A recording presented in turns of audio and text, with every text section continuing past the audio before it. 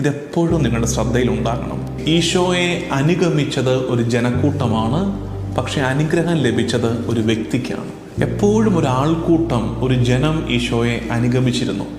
ആൾക്കൂട്ടത്തിൻ്റെ ഭാഗമാകുമ്പോഴും വ്യക്തിപരമായ ഒരു എൻകൗണ്ടർ ആഗ്രഹിക്കുമ്പോഴാണ് അനുഗ്രഹം നമ്മളിലേക്ക് എത്തുന്നത്.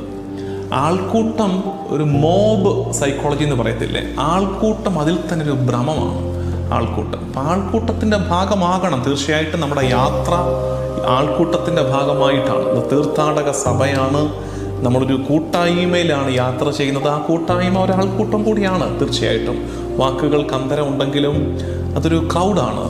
പക്ഷെ ആ ക്രൗഡിൻ്റെ ഭാഗമാകുമ്പോഴും വ്യക്തിപരമായി ഈശോയിലേക്ക് നമ്മൾ റീച്ച് ഔട്ട് ചെയ്യണം, കർത്താവിനെ തേടണം. നമ്മൾ ശ്രദ്ധിച്ചാൽ മതി, എല്ലാ സൗഖ്യങ്ങളും വ്യക്തികളിലേക്കല്ലേ നൽകിയത്. ഒരാൾക്കൂട്ടത്തെ ഒരുമിച്ച് നിർത്തി കർത്താവ് സൗഖ്യം നൽകുക